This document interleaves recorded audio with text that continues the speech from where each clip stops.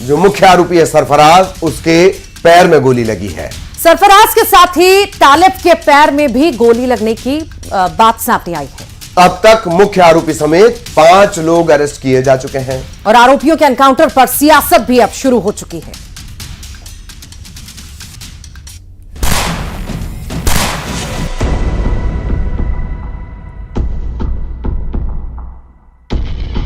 बहराइच के महाराजगंज में हुए हत्याकांड के 2 मुख्य आरोपियों की पुलिस से मुठभेड़ हो गई। इसमें दोनों आरोपी घायल हो गए। दोनों आरोपियों के पैर में गोली लगी है। पुलिस और आरोपियों के बीच जवाबी फायरिंग हुई, जिसमें 2 आरोपी घायल हो गए। आरोपियों के नाम मोहम्मद सरफराज और मोहम्मद तालिब हैं। गलत काम कर रहे हो तुम, पुलिस के ऊपर हमला कर रहे हो। हम लोग लग देखो तो नहीं करेंगे, कभी गलती नहीं करेंगे। क्यों गोली चला दी है पुलिस के ऊपर? सर हम लोग भागना चाह रहे थे कि फायर करके ये सब गलत है ना? गलती वहाँ की अपराध करो फिर दूसरी अपराध कर रहे हो। गलती हो गई सर। एनकाउंटर के बाद पुलिस ने 5 आरोपियों को गिरफ्तार किया है। ये सभी हिंसा के आरोपी थे और नेपाल भागने की फिराक में थे।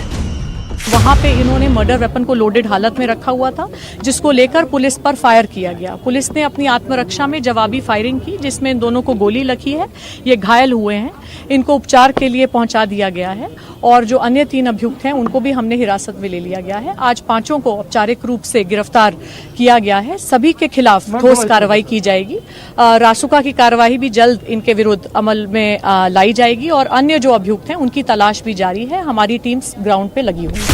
एनकाउंटर को लेकर अखिलेश यादव ने सरकार पर निशाना साधा है। अखिलेश ने कहा कि बहराइच में घटना हुई नहीं थी, करवाई गई थी। यूपी में कानून व्यवस्था सवालों के घेरे में है। ये एडमिनिस्ट्रेटिव फेलियर था, सरकार का फेलियर था कि जब वहां पर तय था, पुलिस की जानकारी में था, तो आखिरकार आपने शांतिपूर्ण ढंग से क्यों नहीं प्रोसेशन को ले जाने दिया या उस कार्यक्रम को संपन्न क्यों नहीं करा पाए। इनकाउंटर, हाफ इनकाउंटर ये डराने के लिए हैं। आप मुझसे ना नाम बताते ना कुछ बताते, तब भी मैं कह सकता था कि इनकाउंटर किसका किया इन्होंने। बहराइच हिंसा के मुख्य आरोपी के एनकाउंटर पर यूपी कांग्रेस अध्यक्ष अजय राय का कहना है कि सरकार अपनी कमियों को छुपाने के लिए फर्जी एनकाउंटर और हत्याएं करवा रही है। यूपी सरकार पूरी तरह फेल हो चुकी है।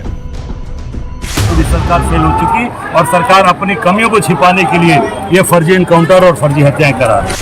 वहीं कांग्रेस सांसद इमरान मसूद का कहना है कि आरोपी और दंगाइयों में फर्क नहीं होना चाहिए। जिन्होंने दुकानें जलाई उनके खिलाफ भी सरकार को एक्शन लेना चाहिए। भीड़ ने सारी दुकानें जला करके खाक कर दी जी। दंगाई तो दंगाई है। दंगाई को आप किसी धर्म के साथ क्यों जोड़ते हो? जिन्होंने दुकानें जला करके खाक कर दी, पूरी मार्केट जला दी और घरों में घुस करके औरतों के साथ बदतमीजी की, उनका भी इलाज करना चाहिए।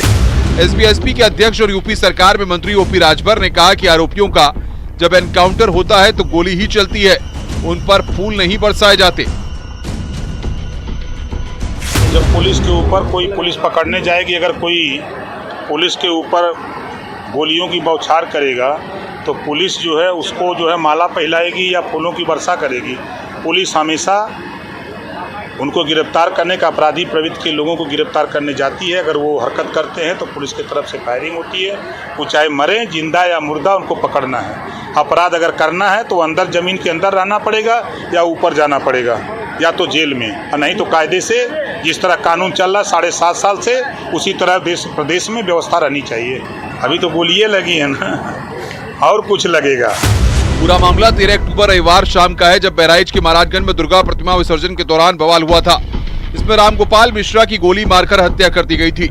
इसके बाद आक्रोशित भीड़ ने जमकर उत्पात मचाया। मंगलवार और बुधवार को जिले में शांति रही।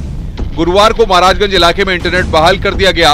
वहीं हत्याकांड में पीड़ित परिवार ने सीएम योगी से मुलाकात कर कड़ी कार्रवाई की मांग की थी।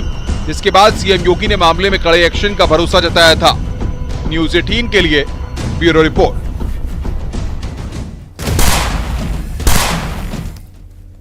हरियाणा में नई सरकार का शपथ ग्रहण हो चुका